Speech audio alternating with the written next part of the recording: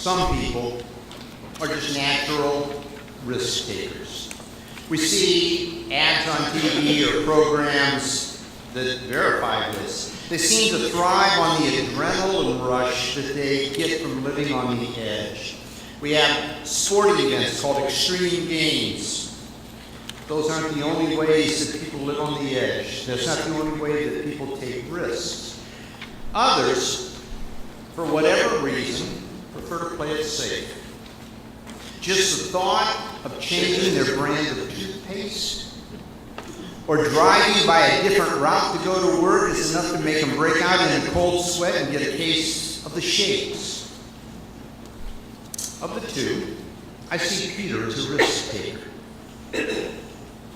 He was the disciple who always seemed to rush headlong into whatever it was.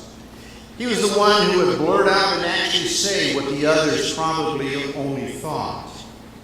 Like the time when Jesus and the disciples, or asked the disciples rather, who people thought he was.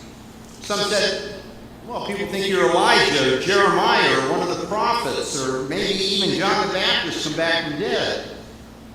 And then he said, well, who do you say that I am? It was Peter. It was Peter who blurted out, you are the Christ, God's Messiah, even though he probably didn't fully understand what that meant. And when Jesus took Peter and James and John and they went up the Mount of Transfiguration, and they saw Jesus talking with Moses and Elijah, it was Peter again who said to Jesus, it's good to be here. Why don't we make 3 booths and we just stay here? And then again on the night in which Jesus was betrayed, you will remember, I'm sure, that when Jesus told them how all of the disciples would fall away because of him, it was Peter who said, they might, not me, Lord. You can count on me. I'm with you all the way. And we know what happened. So it really shouldn't come as a surprise that Peter did what he did in our gospel lesson this morning. After miraculously feeding over 5,000 people with only a couple fish and a few loaves of bread, Jesus dismisses the crowd and sends the disciples across the sea while he went up the mountain to pray. As night fell, the boat began to be battered back and forth by heavy winds. Somewhere around 3 o'clock in the morning, Jesus came walking on the water to meet them. The disciples were terrified. One of them even thought Jesus was a ghost. In an attempt to calm and reassure them, Jesus says, take heart, it is I. Do not be afraid. To which Peter says, as only Peter could, Lord, if it really is you, call me, bid me come to you. So Jesus tells Peter to come. And at that, Peter hops over the side of the boat and plants the full weight of his body on the water, and to his amazement, he begins walking toward Jesus. He's doing just fine until a gust of wind almost knocks him over, at which point he takes his eyes off Jesus, looks at the wind, and being overcome with fear, he begins to sink, and he cries out, Lord, save me! Immediately, Jesus reaches out his hand, takes hold of Peter, and says to him, oh, you have little faith. Why did you doubt? Why would Peter do that? I mean, think about it. Why would Peter do that? What on earth got into him that he would get out of a perfectly good boat in the middle of a lake and do something as foolhardy as trying to walk on water? I mean, everybody knows you can't do that. The boat, in all probability, was not all that large, probably no bigger than enough that each of the disciples had some place to sit. But in a storm like that, being in a boat's a lot better than not having a boat. But even so, Peter says, Lord, if it's you, bid me come to you on the water. And to Peter's credit, when Jesus says come, he does. He gets out of the boat. He does just fine, like I said, until this gust of wind about knocks him over. But still, I have to ask, why would Peter do Why would Peter want to leave the relative safety and security of a boat and attempt to do what everybody knows can't be done? Well, like I said, that was just Peter. Peter was always, I think, doing those kinds of things. I can picture Jesus at times when Peter says some of the things he said and did some of the things he did, just kind of shaking his head. But he just understood. That's Peter. So let me ask you for a minute. Where would you put yourself on the continuum between risk takers at one end and those who prefer to play it safe on the other? Are you more like Peter, who was willing to step away from the safety and security of the boat and venture out into the unknown?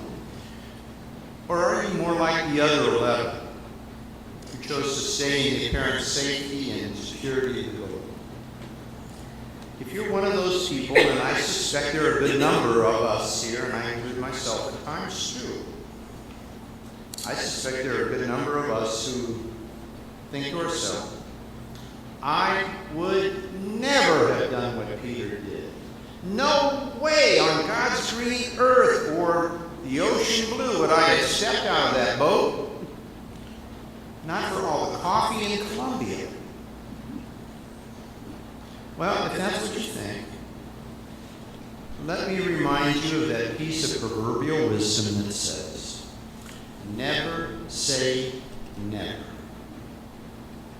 For if I've learned anything in a little better than 40 years of ministry, I've learned that if we are at all serious about our relationship with God, if we are at all serious about following Jesus, there will come a time, and more than likely, more than once, when we find ourselves confronted with a choice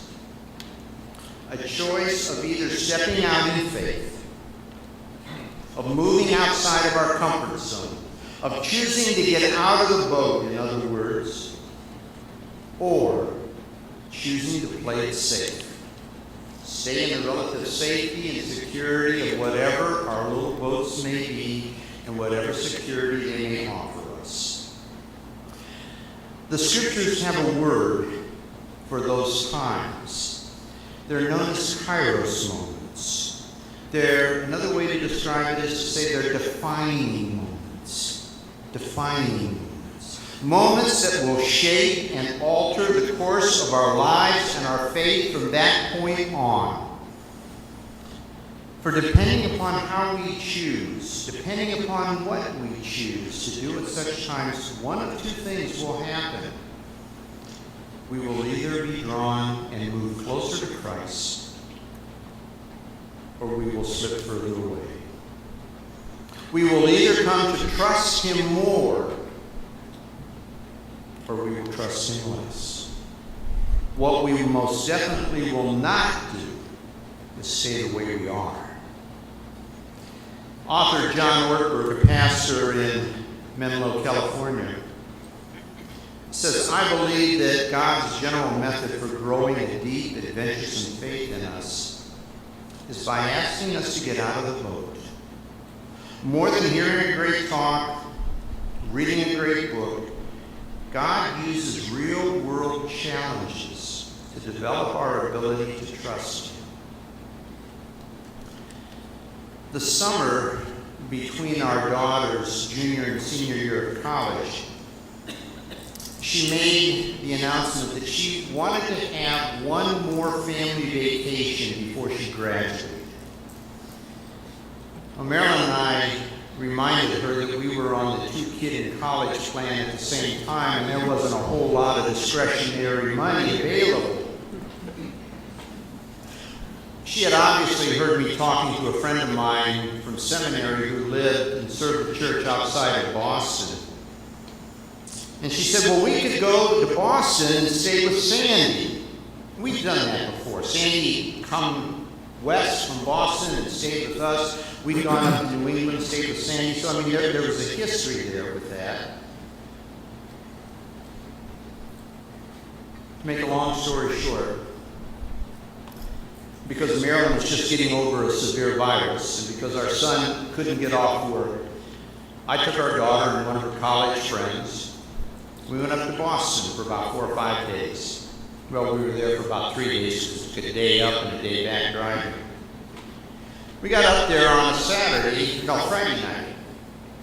And we were kind of planning on what we wanted to do, and Becca said she wanted to go into Boston, so we did that. And Sandy said, what about Sunday after church? Would you like to go out to the cottage on Martha's Vineyard? Sandy's family had owned a cottage on Martha's Vineyard, for years and years and years. And we'd been there before, and so Becca knew what it was like. She said yes. So after church on Sunday, we came home and hurriedly made some sandwiches, got some cold drinks, and took off for Falmouth, Massachusetts, which is where you catch the ferry to go across to Martha's Vineyard. There's a bridge, a fairly famous bridge, especially if you're a movie aficionado. There's a bridge on Martha's Vineyard that was used in the movie Jaws. It's it was one of those iconic kinds of scenes in the movie where the shark comes in and just destroys this bridge. Hollywood's bridge, not the real one on Martha's Vineyard, but it's supposed to be that. When we saw that bridge, it brought back memories of another time we were there. Memories, to be specific, of Becca jumping off the bridge, which was about a 25-foot drop. We had watched others do it and it looked like fun, and so she wanted to do it too. Now, a 25-foot drop may not seem like all that big of a drop, but when you're only 4 or 5 years old, folks, trust me, that's a drop. I said, okay. And I'd probably be arrested for child endangerment if I tried that today, but back then things were a lot looser. So I'd jump off the bridge, tread water, and then my friend Sandy would hold Becca over the edge of the bridge. And the understanding was that he would count to 3, and if Becca didn't say no, he would let go. And so he holds her over the bridge and he goes 1, 2, 3. Down she comes. Now you need to understand, her swimsuit had one of those inflatable kind of things sewn into it so she didn't go all the way down. But as soon as she came down and hit the water, I grabbed her. I'd swim with her over to the edge, help her get up onto the rocks. She'd climb up. She did it again. She did it about 4 or 5 times. People stood on the bridge. More people came. More people. They just stood and stared in amazement as this little 4 or 5-year-old girl jumped, or didn't jump, but was let go and fell 20, 25 feet into the water. What these folks didn't know was that this little girl had a history of trusting her father in situations like that. It started when she would jump off the side of a swimming pool into her father's arms. From there, we would graduate to the lower diving boards at the public swimming pool. And each and every time she would jump, her father would be there to catch her. And with each and every jump, her trust in her father was deepened and strengthened. I said she began by jumping off the sides of the swimming pool. That's not quite true. It really began when she would wake up from her naps. If I was the one to go in and pick her up, when she was awake, I'd walk in and she'd be standing there. If you have kids, you remember what it was like. They're standing on the edge of the crib and they're holding to the side of it there. But I didn't pick her up. I don't know why, but I started doing it, and then I did it every time, and it kind of became something we did together. But I would put my arms and my hands kind of around her. And eventually she would let go of the rail, and she would just fall into my arms. Becca would have never been able to drop those 20, 25 feet from the bridge on Martha's Vineyard if she didn't have a history of trusting her father who was waiting for her in the water below. I share that story with you because I want to ask you a question. And it's a serious question, folks. The question is this. As you think about your relationship with God, do you have the kind of history of trusting your Father so that when He calls you to let go and to step out in faith, you will be able to do so? Has your faith and trust in your Father deepened and strengthened to where, because He has caught you time and time and time again, you know He will catch you this time?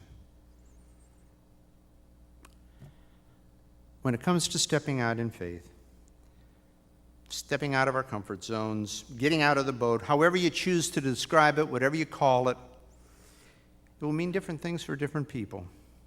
It'll mean different things even for us at different times and stages in our lives. It's not a one-size-fits-all, and it's not a once-for-all decision that we make and we're done with it. For some, it may be agreeing to attend a Bible study for the first time in their life, or maybe even leading one. Perhaps it's going on a mission trip with a bunch of high school kids or a bunch of adults. Maybe it's agreeing to teach a Sunday school class or to work with a youth group. For some, it will be about getting serious for the first time in their lives about their relationship with God. Getting serious maybe about their stewardship, perhaps taking steps toward tithing. For others, it may be acknowledging that their life has become out of control and they need God's help to straighten it out. For others, it may be standing up for what you believe, regardless of what others, especially your family, your friends, your co-workers think of it or think of you. Then, too, it may be a decision that you really don't have much choice about. It's something that's out of your control, and all you can do is trust Jesus. Or maybe it means forgiving somebody who has hurt you so deeply you can't even think about it anymore. Or maybe it's facing a health crisis or the death of a loved one. Stepping out of the boat, stepping out in faith, means something different every time we find ourselves confronted with that choice. But the question that often comes up is, what if we fail? I mean, look at what happened to Peter. Okay, let's do that for just a minute. Yeah, Peter sank. He took his eyes off Jesus. And when he did and saw the wind, he began to sink. But did Peter really fail? I'm not so sure that he did. Granted, he began to sink, but I'm not so sure that's the same thing as saying that he failed. In the 55th chapter of the prophecy of Isaiah, we read where God says, "My thoughts are not your thoughts, nor are my ways your ways," which is maybe another way of saying your assessment isn't the same as mine. Nowhere is this more true than when it comes to how we understand what constitutes failure. Craig Barnes is the president of Princeton Theological Seminary in New Jersey. And this is what he says. In the economy of God, failure is not the opposite of success. Failure is refusing to risk what will happen if we follow Jesus. Scripture is loaded with illustrations of people who made tremendous mistakes with their lives. But God could always redeem those mistakes for good. Abraham, Moses, David, Elijah, Peter, Paul, all had what by the world's standards are moments of great failure. But these are the Bible's greatest examples of people of faith. Those who are condemned in the Bible were too afraid to fail. These include the Hebrews who refused to enter the promised land because their spies told them that there were giants in the land. It's the rich young ruler who could not give up his wealth, and the servant who buried his talent in the ground so that he wouldn't lose it. Barnes says, God can turn our mistakes into his victories, but he will not save those who do not trust in his salvation. When all is said and done, and we stand before God to give an account for our lives, when we stand before God and say, here's what I've done, when we give an account of what we've done as followers of Jesus, I believe God will be far more gracious and understanding and merciful with those who have tried and even failed than with those who, for fear of failing, wouldn't even try at all. May God help us. May God help us. Amen.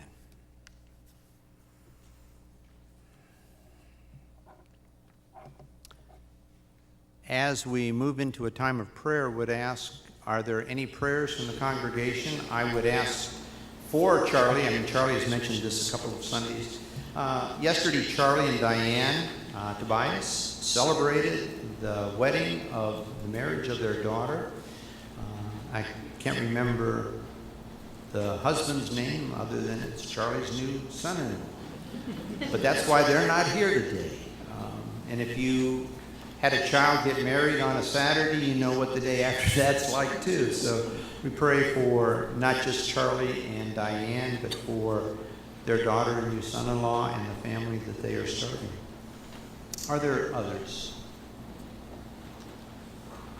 Jan.